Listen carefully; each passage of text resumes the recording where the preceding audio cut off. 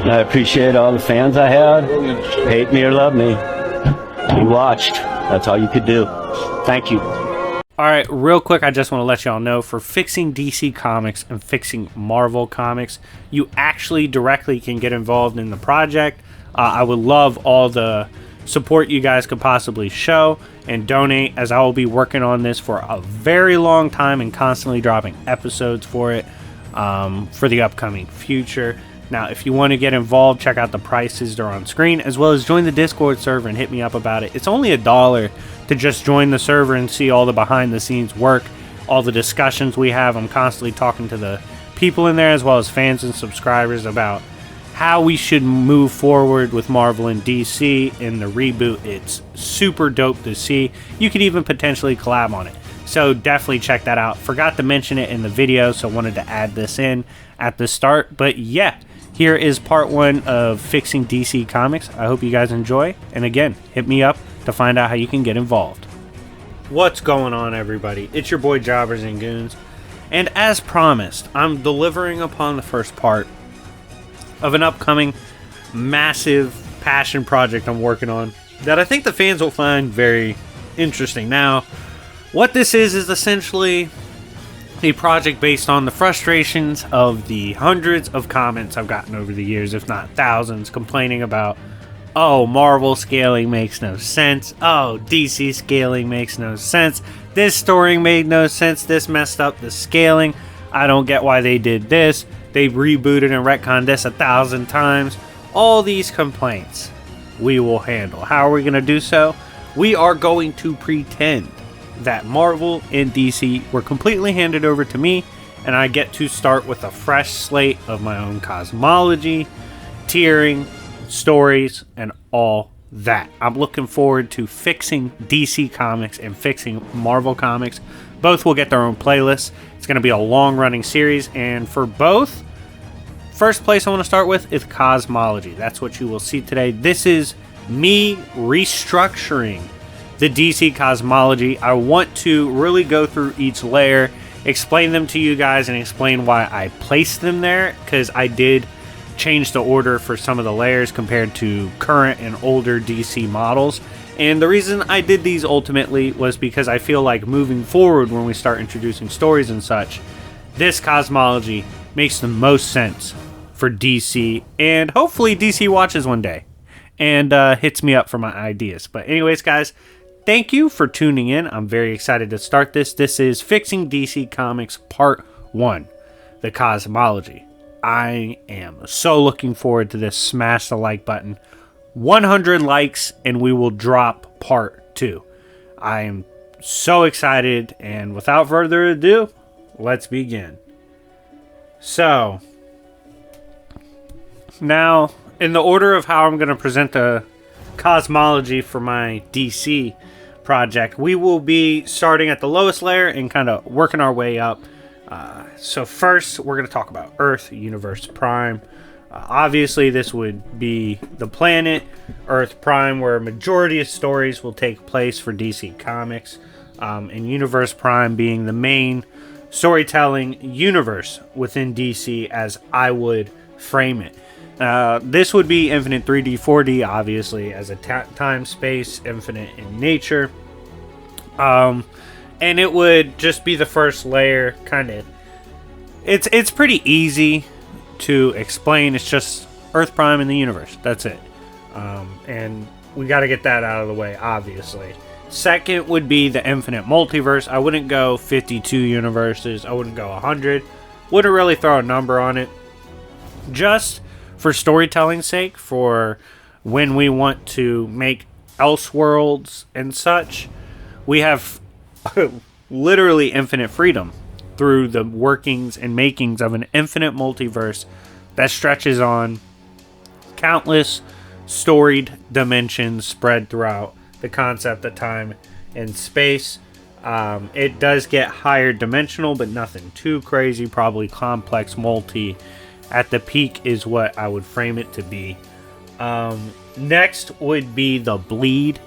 How I would use the bleed essentially is like the chaos between each dimension. It's kind of the space in between each existing dimension throughout the infinite multiverse, as well as the stacks of dimensions of time and space. So the structure itself of the bleed would extend to like high hyper, as it would be like the last layer you get before you really reach into the outer versal shit, and it kind of is what separates reality in the infinite multiverse from those outer versal concepts and layers. Now, moving on, for those that are big scaling buffs, we've reached a layer in which the outer versal shenanigans begins. This would be where I would put the Sphere of the Gods. Now, this is an important layer in Sphere because this is how I would use it, be the sphere where we keep the new and old gods and all the other pantheons of godhood. This would also include the many different Hell Lords, as they would kind of scale to this layer, except for Final Heaven and Final Hell, which I will have included in my DC Cosmology. So yeah, this Sphere of the Gods, really, this is where the gods would reside and such, that influence the makings of the multiverse. Next layer would be the monitors. Obviously, they would have to be higher in the outer versal, given they're above the God Sphere.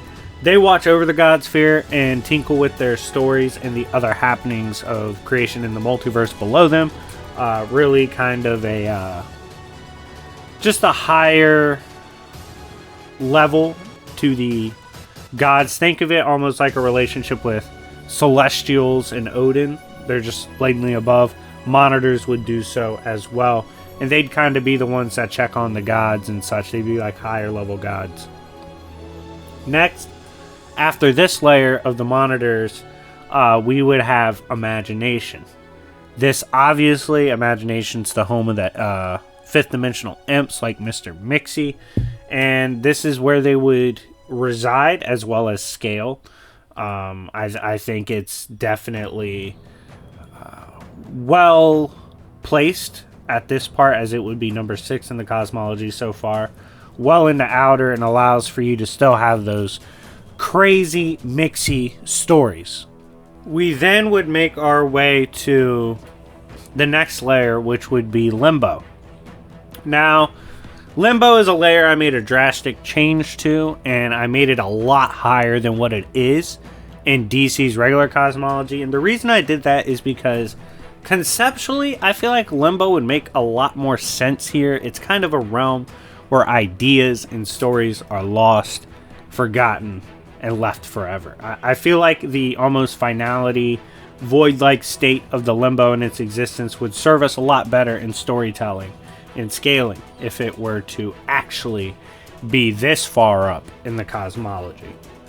Next, I would have the primal forces. Now, what are the primal forces? These would be forces such as the speed force, the emotional spectrum, and this ultimately would allow for the stories to make sense with some of these higher tier characters. Like, what I mean by that is, we want a cosmology that makes sense, the layers make sense, and most importantly, the tiering, scaling within the verse kind of fits within what we present in the cosmology. For instance, we don't want someone in layer 4 constantly bullying layer 9. That wouldn't make sense when they're transcended multiple times. Stuff like that. We want a little bit of consistency, right? And I firmly believe putting the primal forces here at this point in the cosmology allows for you to still have those extremes in which, you know, Green Lantern sometimes is OD, Flash is sometimes OD, things of that nature. They can still do so and make sense within the cosmology. They're just not always at that level, but they have the potential to reach that level because of the primal forces, as well as things like the green.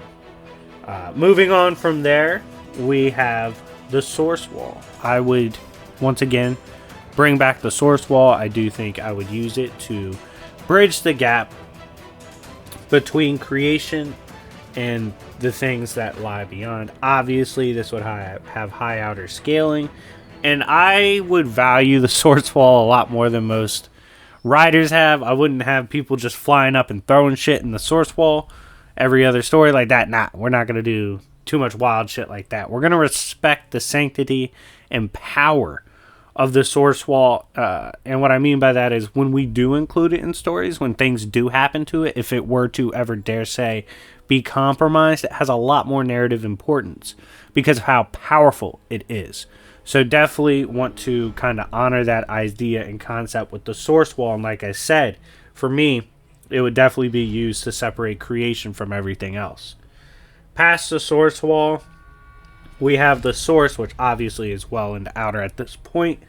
The source being the godlike power of energy that fuels the many intricate layers of existence. This is actually what I would kind of tie Superman's power to, and I'll kind of explain that later through the many storytellings and arcs that we plan to introduce in this reboot. Smash the like button if you're excited for all that. By the way, get in the comment section down below. Let me know what you're looking forward to the most about this for the DC side in particular, because obviously it's the start of the DC project. Let me know what characters you want to see, what stories you want to see, what parts of the cosmology you love, all that. But getting back into this, I would have the source here. This is basically godlike power that fuels creation and all the intricate layers of its existence. And like I said, I'd kind of tie Superman to this layer of the cosmology. Next, we would have the Overvoid. Now, I would place the Overvoid here in particular because I would use the Overvoid for crossover events. I would use it as a junction in which the universes or the different creations can cross over. I think that would be pretty cool to see and would make the most sense in its function while still maintaining some of the characters within each cosmos, scaling above realms of this nature. But since we will be introducing like a canon crossover in my reboot, definitely want to make it clear where like in the cosmology this would be able to happen, like, or occur. This happenstance would be directly because of something like the Overvoid. Now, above the Overvoid, another cosmological change that I made for the sake of what I think will be better storytelling is the Endless. I moved the Endless up a lot in the cosmology. I put them above the Overvoid. My reason for this is I have them beyond the source in creation, and my reason for this is mostly because I want to give them their narrative flowers. I want to give them their narrative crown. Like, the Endless serve and are supposed to narratively pretty much govern existence or creation on a much higher fundamental plane, as even the gods must die and eventually creation must crumble, but the story must still be told. This kind of purpose, it would make sense for the Endless to just straight up be beyond creation and all of its undermakings. I believe this is firmly the best spot for the Endless. Next layer, I would have Final Heaven, Final Hell. We need this layer, we need it this high up, because this is what allows the massive forces of the strongest some of the strongest characters within DC, like Lucifer, Michael, Spectre, Phantom Stranger. All these characters will derive from a place like Final Heaven, Final Hell, and it really gives them their cosmological throne as, like, this is one of the highest layers for good reasons called Final, you know. Majority will never get past this, and majority of actions taken beyond creation and such will occur from here. It's definitely a big dog status, but it's not the final layer. We have one more layer we're going with. Smash the like button if you got this far and haven't already. Love you guys so much for tuning in. We have the layer of the realm of presence. Now, this is the absolute highest point. This is where presence will reside and look over all of DC Comics. I will have presence be the strongest in my cosmology. I think it makes the most sense and is the smoothest way to go narratively. And yeah, he would just point blank, his realm would be beyond even Final Heaven, Final Hell. And he would be the strongest point in the cosmology, and by proxy being the strongest in the verse at least the one you have to overcome to be the strongest. But anyways, guys, thank you so much for watching. This is part 1 of my series of fixing DC Comics. Thank you so much for tuning in. Let me know what you're looking forward to the most in this series and what you loved the most from this video in the comment section down below. It's been your boy Jobbers and Goons, and I'll see y'all later. Peace.